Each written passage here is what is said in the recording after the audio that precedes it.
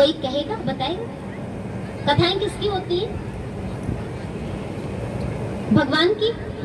सभी यही उत्तर दे रहे हैं, किसी का उत्तर अलग तो नहीं। और हम कहें अगर ऐसा नहीं है तो अच्छा, सत्यनारायण भगवान की कथा किन किन लोगों ने सुनी है?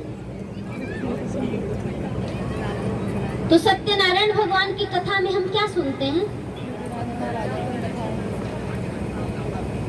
कथा नहीं, देखिए, कथा भगवान की नहीं अपितु भक्तों की होती है, क्योंकि भक्त नहीं होंगे तो भगवान नहीं होने वाले। सत्यनारायण भगवान की कथा में सुनते तो हैं, लीलावती ने ऐसा किया तो भगवान की ऐसी कृपा प्राप्त हुई, कलावती ने ऐसा किया, लोहार ने, सुनार ने, जिनकी जिनकी भी चर्चा आती है, उन्होंने ऐसा किया।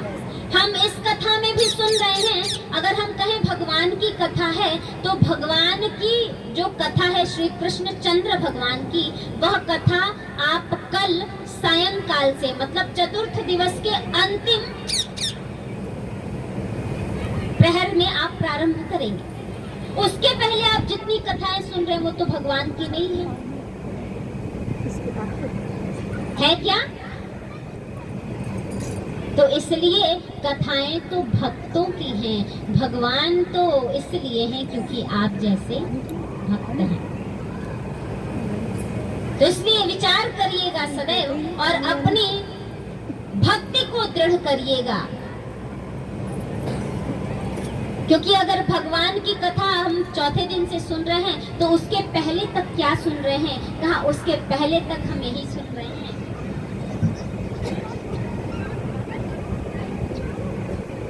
कौन हुआ, किसने कैसा आचरण किया, किसने कैसा व्यवहार किया, किसने कैसा समर्पण किया, तो उसका फल कैसा प्राप्त हुआ। और इसके माध्यम से हम यह सीख रहे हैं कि हमको जीवन में क्या करना है। इसलिए तो कथा हमें यह सिखाती है कि हमें जीवन जीना कैसे है। हमको श्रेष्ठ जीवन जीना आ गया तो हम भी प्रभु को प्राप्त कर लिए, क्योंकि प्रभु कहीं और नहीं है बल्कि आपके अंतःकरण में ही विराजमान है। जब आप स्वयं निर्मल चित्त वाले हो जाते हैं, प्रथम दिवस ही चर्चा हुई थी, वो भी महात्म्य के प्रथम श्लोक में, सतचित आनंद स्वरूप में। अगर आप सभी को याद हो तो वहीं से यह बात प्रारंभ हो जाती है कि हमारा चित्त निर्मल हो, तो इस निर्मल चित्त में ही परमात्मा प्रकट हो जाते हैं। तो हमें कहीं और जाने की आवश्यकता नहीं, अपितु अपने में ही, क्योंकि आत्मा, परमात्मा, ईश्वर, अंश, जीव, अविनाशी, यह सब कुछ हम जानते हैं। बैठे बैठे पैर दर्द हो गया, बस उसको प्राप्त करना ही है। और कहा गया है, हरि व्यापक सर्वत्र समाना, प्रेम ते प्रकट हो ही मैं जाना। इसका मतलब अगर परमात्मा सब जगह है तो हर एक व्यक्ति में भी है। तो इस व्यक्ति में अगर हम अपने आप में परमात्मा तत्व का दर्शन करते हैं तो दूसरे में भी परमात्मा तत्व का दर्शन करें। और परमात्मा का दर्शन करता है, लेकिन प्रकट कैसे होगा? तो प्रेम ते प्रकट हो ही मैं जाना। भगवान सिर्फ प्रेम से प्रकट होते हैं। मानव में सभी में एक दूसरे में प्रेम हो जाए, किसी को किसी से ईर्ष्या द्वेष ना रहे किसी के प्रति, तो भगवान हर जगह विराजमान आपको मिलेंगे। यही एक भावना के साथ प्रभु के भजन में चलेंगे और आगे पुनः कथा के क्रम में। हो प्रभु से निवेदन करते हैं कि प्रभु इस समय जो संसार है ना, वो बहुत अलग हो गया है, लोगों के मन में अलग अलग विचार। लेकिन हमने सुना है कि जब आप बंसी बजाते थे तो पशु पक्षी भी अपना काम छोड़ करके, गायें, बछड़े, गौवें खाना छोड़ करके तुम्हारी बंसी की धुन को सुनने लगती थी। हिरणियां वहीं रुक जाती थी, गोपियां वहीं रुक जाती थी। जब ऐसी प्रेम रूपी तुम्हारी बंसी है कि पशु पक्षी, चेतन जड़, वृक्ष लौटने लगते थे, तेज मंद सुंदर सुगंधित हवाएं चलने लगती थी। तो ऐसा कुछ इस समय भी करो। हो प्रभु प्रेम की बजा दे बंसी रे, हो प्रभु प्रेम की बजा दे बंसी रे, कहीं बैर ना रहे नफरत ना रहे। प्रेम की बजा दे बंसी रे, कहीं बैर न रहे नफरत न रहे। प्रभु प्रेम की बजा दे बंसी रे, कहीं बैर ना रहे नफरत ना रहे। प्रभु प्रेम की बजा दे बंसी रे, कहीं बैर न रहे नफरत न रहे।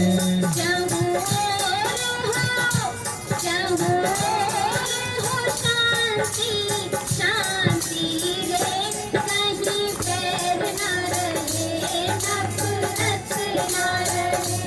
कहूँ आए हो भांति शांति रे, कहीं बैर न रहे प्रेम की भावना, हर जगह शांति, अंतरिक्ष जल पृथ्वी सबको शांति, तो हम सभी में भी रहे। इसलिए प्रभु से प्रार्थना, प्रभु प्रेम की बजा दे बंसी रे, कहीं बैर ना रहे नफरत ना रहे। प्रभु प्रेम की बजा दे बंसी रे, कहीं बैर न रहे नफरत न रहे।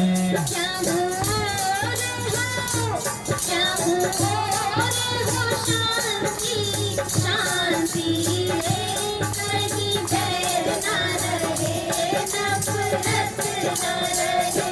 कहूँ आए हो शांति शांति रे, कहीं बैर न रहे नफरत न रहे। कहीं बैर ना रहे नफरत ना रहे। कहीं बैर न रहे नफरत न रहे। ये होगा कैसे? तो एक ही बात कहेंगे और सब कोई इसको अपनाने का प्रयत्न करिएगा। करुणा का मन में दीप जले, दीप जले, करुणा का मन में दीप जले, दीप जले, करुणा का मन में दीप जले, दीप जले। करुणा का मन में दीप जले, दीप जले। हृदय में प्रेम का, हृदय में प्रेम ही प्रेम पले, बैर ना रहे नफरत ना रहे। तेरे प्रेम प्रेम ही प्रेम पले, कहीं बैर न रहे नफरत न रहे। प्रभु प्रेम की बजा दे बंसी रे, कहीं बैर ना रहे नफरत न रहे। प्रभु प्रेम की बजा दे बंसी रे, कहीं बैर न रहे नफरत न रहे। तो करुणा का, दया का, प्रेम का भाव मन में, इसलिए ही कहा करुणा का मन में दीप जले, दीप जले। करुणा का मन में दीप जले, दीप जले। हृदय में प्रेम ही प्रेम पले, प्रेम पले। मेरे प्रेम प्रेम ही प्रेम पले, प्रेम पले। हृदय में प्रेम ही प्रेम पले, प्रेम पले। निकले ना, निकले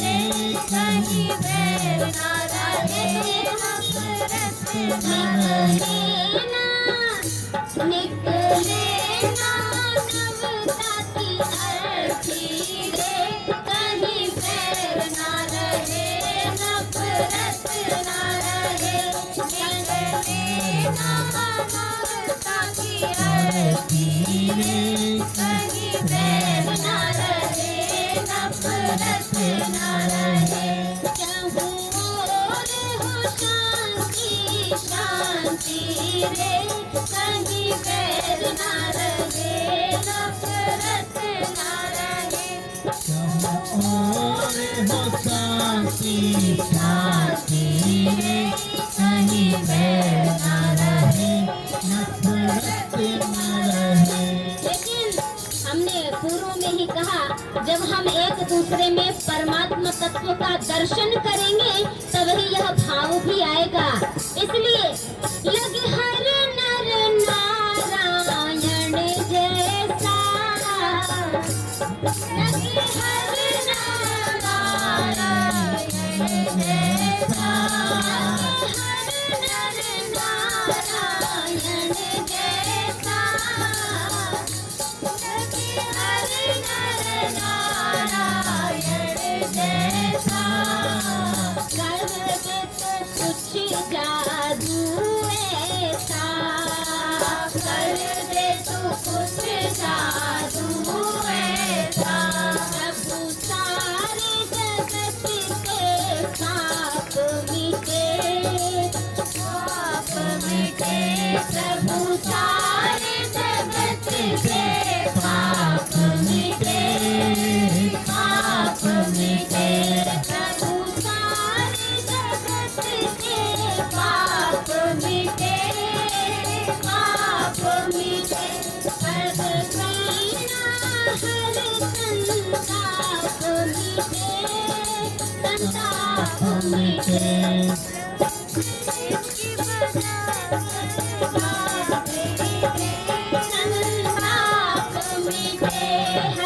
पीड़ा हर संताप मिटे संताप मिटे हर पीड़ा हर संताप मिटे संताप मिटे सुख पाए सुख पाए तिलक की धरती रे कहीं बैर ना रहे नफरत ना रहे सुख पाए तिलक की धरती रे कहीं बैर ना रहे नफरत ना रहे।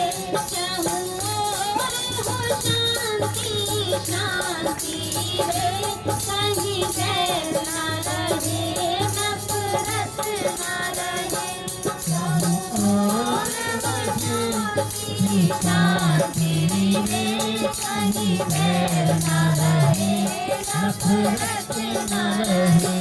सब प्रेम की बजा दो बंसी रे कहीं बैर ना रहे नफरत ना रहे सब प्रेम की बजा दो बंसी रे कहीं बैर ना रहे नफरत ना रहे।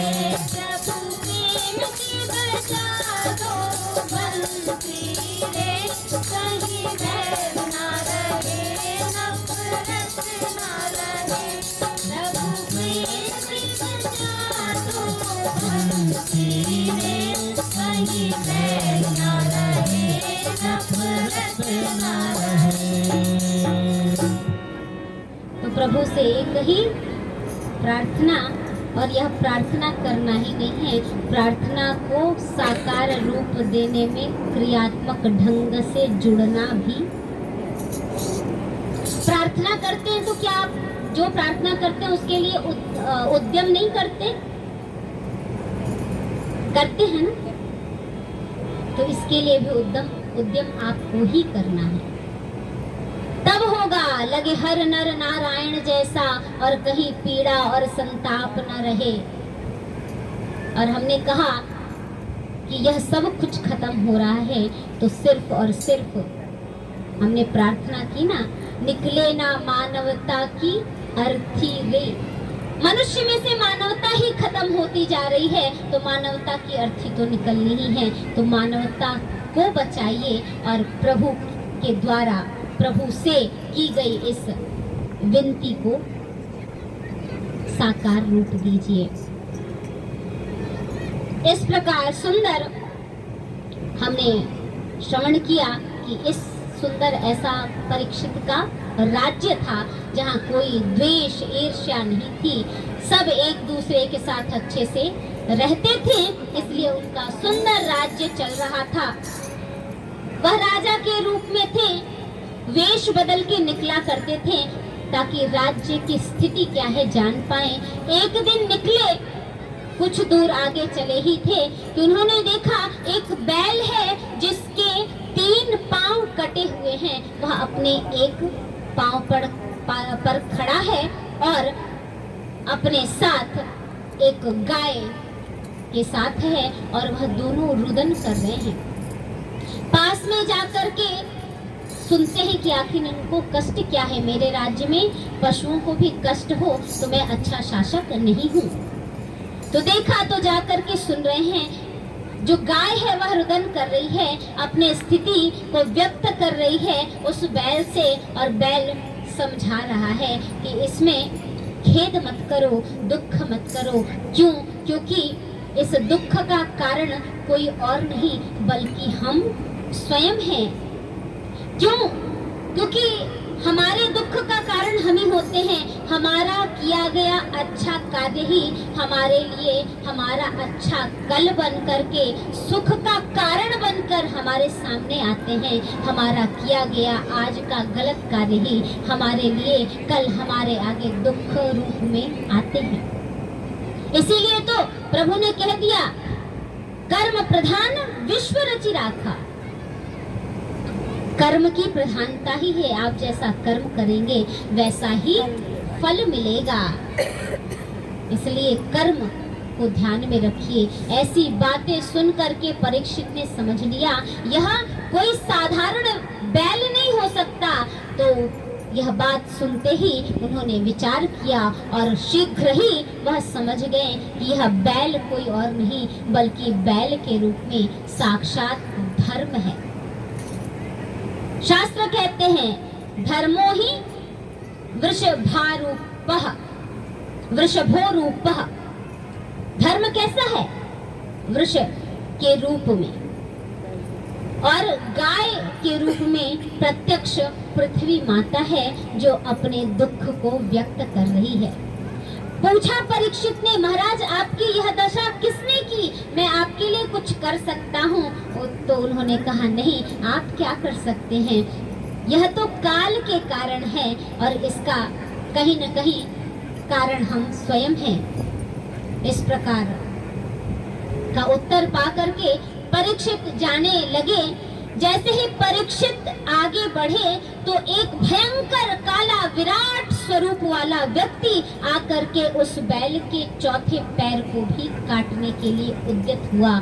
जैसे ही परीक्षित पीछे मुड़कर देखे, एक भयंकर स्वरूप वाला उस बैल के चौथे पैर को भी काटने जा रहा है। वह दौड़े और निकाला खड्ग और प्रहार करने लगे तो वह भयंकर काला पुरुष छोड़ करके शस्त्र परीक्षित के चरणों में शरणागत होकर के बैठ गया और रक्षा के लिए याचना करने लगा।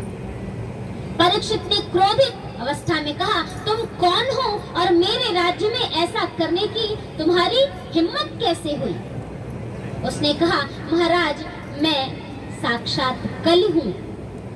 और वह बैल जो धर्म रूप में है वह अपने 4 पैरों से खड़ा था। सत्य, दान, तप और दया, उसके 3 पैर कट गए, एक चौथा बचा था, उसको भी काटने आ गया था।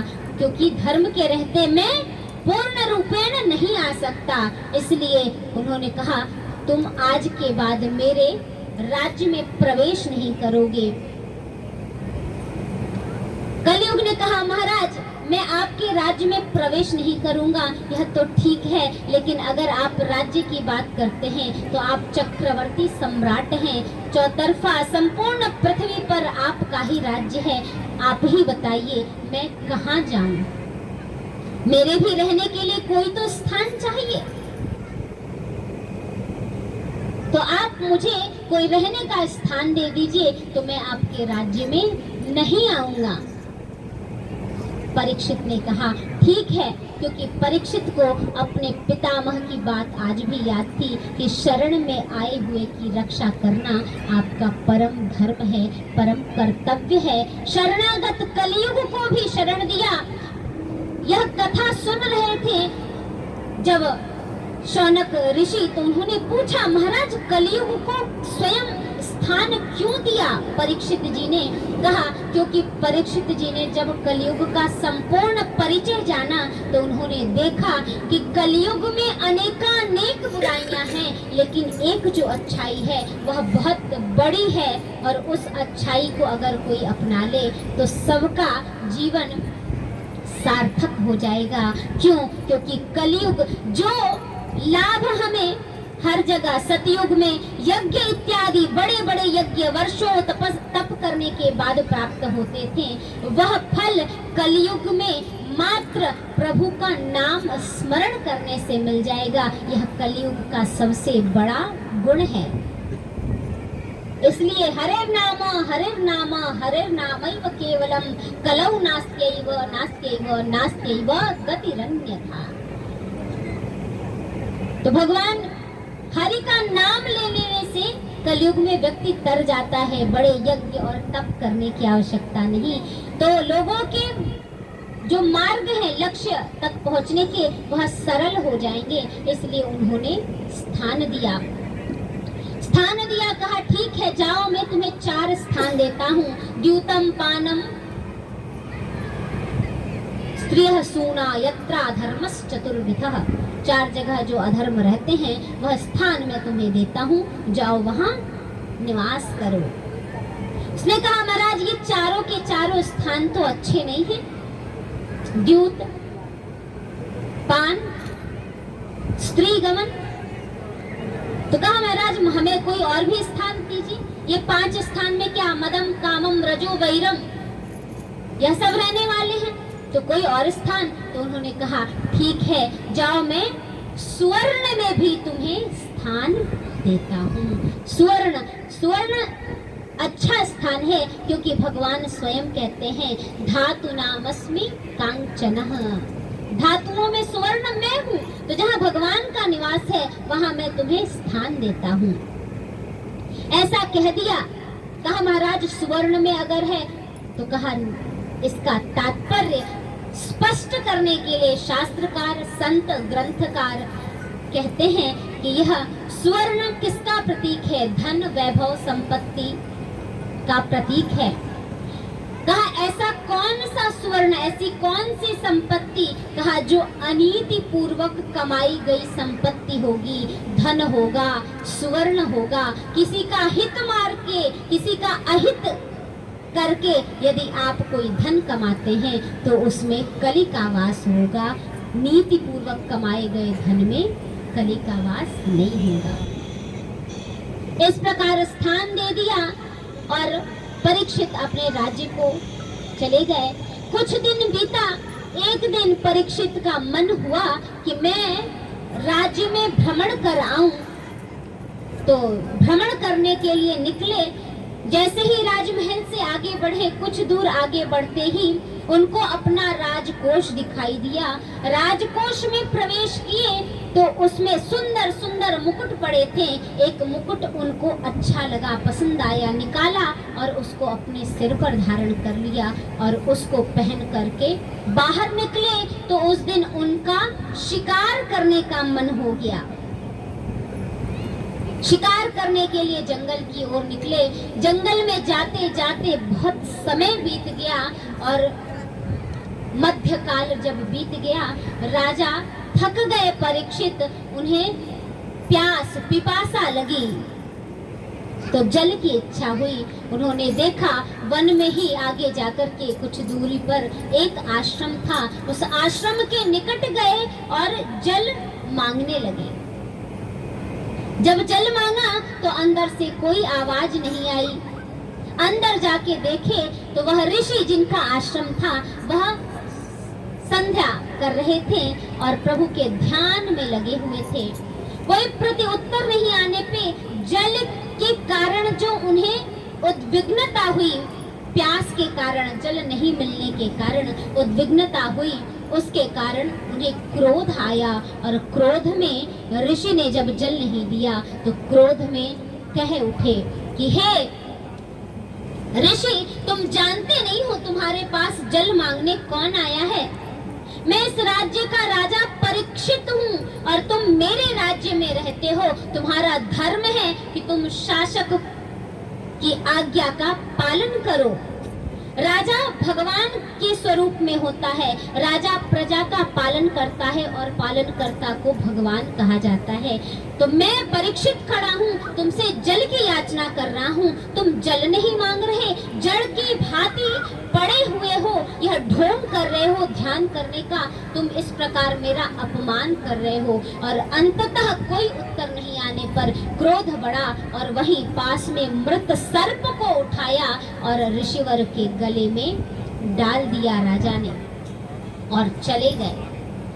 वहां पास में ही खेल रहे बच्चों ने जाकर के बताया उन ऋषिवर के पुत्र को कि आपके पिता के गले में मृत सर्प डाला गया है और यह कार्य किसने किया? राजा परीक्षित ने। उस समय अपने पिता के अपमान की बात सुनकर के ऋषि पुत्र को क्रोध आया। उन्होंने जल लिया और उसी समय परीक्षित को शाप दे दिया। इद लंघित मर्यादा तक्षकः सप्तमे हनि।